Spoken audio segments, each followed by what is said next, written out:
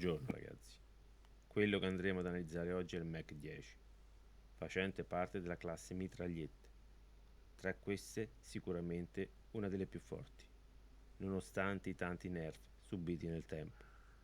Dettagliatamente, anche in questo video, evidenzieremo tutti i parametri tecnici inerenti all'arma. Iniziamo da DS, che nella versione base si attesta a 169 millisecondi, valore decisamente basso, che rende l'arma estremamente veloce.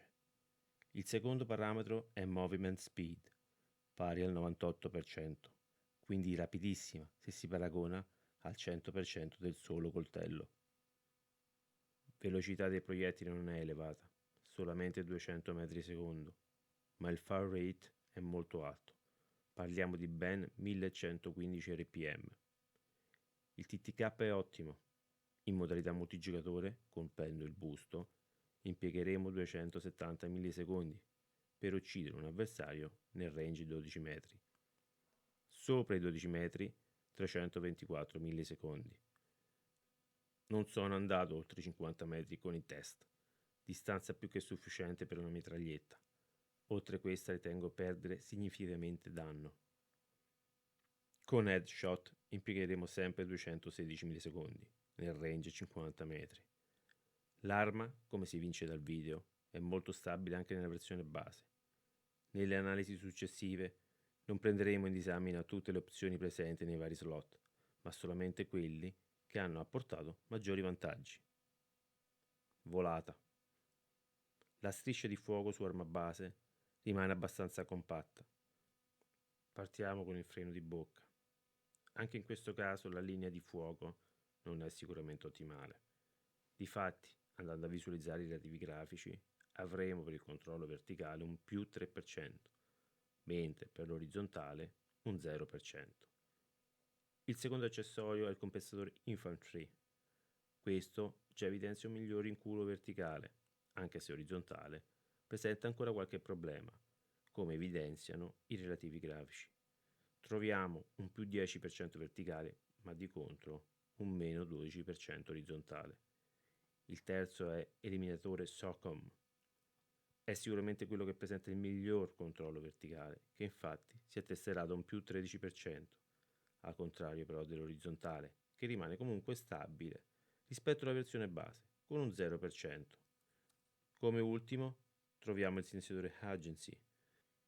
Diciamo che tra tutti quanti è il miglior compromesso, visto che in maniera omogenea otterremo un più 7% verticale ed un altrettanto 7% per l'orizzontale, la migliore della categoria. Sicuramente sposterei l'attenzione su uno di questi ultimi due stati, che deve essere comunque in linea con le proprie modalità di gioco e controllo. Anche se mi sento di consigliare la versione SOCOM, solo su multigiocatore, per un utilizzo a strettissimo raggio.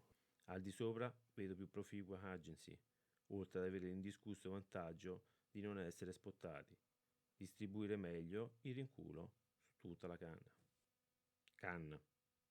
Analizzando la canna base, nella modalità multigiocatore, colpendo un avversario sul petto, occorrono per uccidere 6 colpi fino a 12 metri. Da 12 metri fino a 50 ne occorrono 7 di colpi. Lo stesso vale per la canna Ranger da 5.3. Per la rinforzata pesante 6.1 il range si sposta da 12 a 14 metri per i 6 colpi e da 7 da 14 a 50. Con la rigata da 6.5 serviranno 6 colpi fino a 15 metri, dopo 7 colpi fino a 50.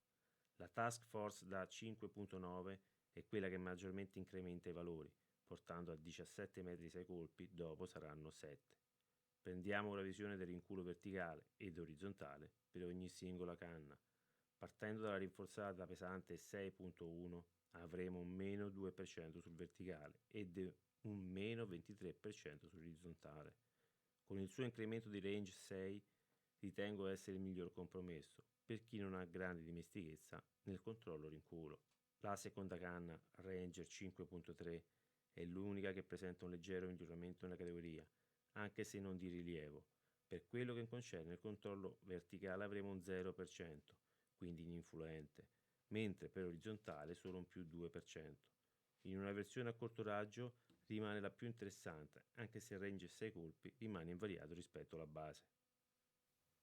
La rigata 6.5 si può definire una copia della 6.1, variando i valori di poco. Avremo un meno 4% verticale e un meno 23% orizzontale. L'unico vantaggio, l'incremento della distanza per uccidere in battaglia. L'ultima canna che prenderemo in considerazione è la Task Force 5.9. Nonostante l'indiscusso vantaggio in termini di range, portando i suoi colpi fino a 17 metri, quello che dovremo pagare in termini di stabilità, a mio modo di vedere, sarà troppo caro. Il controllo verticale diminuirà drasticamente a meno 41%. In maniera analoga sarà il medesimo con l'orizzontale, che segna un meno 42%. Impugnatura. Avendo effettuato più test su impugnatura, quello che è emerso riguarda uno scarso vantaggio in termini di stabilità. Andiamo a vedere singolarmente le opzioni più interessanti. Rivestimento drop shot, sicuramente il migliore della categoria, meno 2% verticale. Ma quello che lascia senza ombra di dubbio un netto vantaggio lo riscontriamo nel controllo orizzontale, dove si annovera un ottimo più 23%. Tutto questo lo pagheremo con un più 17 millisecondi come ADS. SASR è la seconda impugnatura che analizzeremo. I risultati non sono stati ottimi, infatti il verticale avremo un meno 9%, mentre per orizzontale un meno 10%. La Serpent si può ritenere valida al 50%, verticale avremo un meno 9%, ma su orizzontale possiamo evidenziare un più 2%, anche se come ADS avremo un meno 17 millisecondi. Ultima, la Airborne. Anche questa non eccelle come controllo, infatti avremo un meno 8% verticale ed un meno 6% orizzontale. Nel caso si decida di utilizzare una di queste impugnature, sicuramente l'opzione può essere rivolta a Drop Shot o Serpent. Sottocanna. Ritengo essere il sottocanna un accessorio fondamentale per questa tipologia di arma. Andiamo ad analizzare i più interessanti. Partiamo dal calcio anteriore. Qui noteremo un controllo verticale limitato ad un più 1%.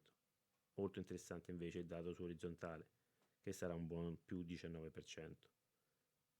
Striker è sicuramente il meno produttivo della categoria e infatti avremo un più 1% sul verticale e su orizzontale un 0%. Il Field Agent è una delle opzioni che maggiormente dobbiamo tenere in considerazione. In termini di controllo verticale un buon più 10%, ma il dato inerente orizzontale è veramente eccezionale, con un valore del più 42%. Sprints Food. L'ultimo è da ritenere interessante al pari del Field Agent. Qui avremo un più 16% come verticale, il migliore della categoria, anche per quello che concerne l'orizzontale. Il risultato è più che positivo, attestandosi su un più 34%. In conclusione, ritengo che in base alle proprie capacità di controllo rinculo, sia verticale o orizzontale, si debba opzionare uno degli ultimi due. Munizioni. Iniziamo a valutare, per quello che concerne le munizioni, il tempo di ricarica. 1.42 secondi per i colpi base. Sale a 1.55 secondi con caricatore 43 colpi tamburo, per arrivare con caricatore rapido da 43 colpi a 1.05 secondi. La cosa interessante è che installando sia tamburo 53 colpi che il rapido sempre da 53, i tempi rimangono invariati rispetto al caricatore da 43, quindi ci ritroveremo 1.55 e 1.05 secondi. Vediamo come i vari caricatori possono migliorare la stabilità dell'arma. Il 43 tamburo apporta un controllo rinculo più 4% sul verticale, mentre su orizzontale sarà un più 20%. Passando invece al caricatore rapido, 43 colpi, andremo a perdere come controllo rinculo verticale, che avrà un valore meno 4%. Al contrario, l'orizzontale presenterà un più 15%. Passiamo ora al tamburo 53 colpi. In termini verticali il guadagno sarà pari al 0%, mentre sul controllo orizzontale riportiamo un più 15%. Nel caso di rapido 53 colpi, le statistiche saranno decisamente negative. Il verticale sarà 0%, mentre l'orizzontale evidenzia un meno 8%. Nel caso si voglia utilizzare un caricatore rapido, l'unica opzione che terrei eventualmente in considerazione è quella da 43 colpi. Colpi d'arresto. Nei tanti test effettuati è emerso un dato decisamente anomalo. Come tutti sappiamo, l'utilizzo dei colpi d'arresto porta come effetto collaterale un notevole incremento del rinculo sull'arma dove vengono caricati. Non so se si tratti di un bug, ma nel caso del Mac 10 avremo un effetto positivo sulla stabilità dell'arma stessa. Andiamo a vedere le strisce di fuoco. Da come si vince dalla striscia di fuoco del caricatore base, il guadagno in termini di rinculo verticale è notevole. I relativi grafici riportano un netto più 13%, di contro, nel caso dell'orizzontale, avremo un meno 7%. Utilizzando il tamburo 53 colpi, grazie alla stabilità che conferisce all'arma stessa, i benefici saranno su entrambi i valori, quindi un più 3% verticale ed un ottimo più 10% orizzontale. Se il Mac è una delle armi in dotazione, quando disponibile, consiglio sempre di caricare i colpi d'arresto per stabilizzare ulteriormente l'arma. In base a quanto è emerso fino ad ora, sottolineando sempre che ogni configurazione è strettamente legata alle caratteristiche del giocatore stesso, andiamo a creare il setup dell'arma. Volata.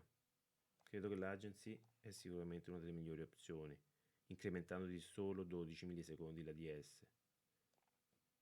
Il compensatore non migliora poi di molto il controllo, anche se lascia invariato l'ADS. Canna. Facendo un uso solamente a corto raggio di tutte le canne, la Rangers 5.3 è quella che meglio ottimizza in termini di velocità proiettili, con un più 35%. Come sottocanna, il Sprints Food o Agent sono le due uniche opzioni degne di nota. Come caricatore, se non eccetto per la modalità single, il 53 colpi tamburo è l'unico che fornisce una doppia funzione, aumento colpi e stabilizzazione dell'arma. L'ultimo accessorio è da ritenersi free. Personalmente uso impugnatura drop shot, ma voterei molto anche Serpent per un'arma più rapida. Ho un particolare calcio, non è un'eventualità da scartare. Concludendo, ad oggi possiamo definire il Mac 10 in assoluto tra le migliori mitragliette. Nonostante i molteplici accessori a disposizione, nessuno di questi ha presentato un netto miglioramento in termini generali di controllo. Spero che il video vi sia piaciuto, di supportare il canale e di lasciare le vostre considerazioni personali e commenti relativi a quanto visto o provato.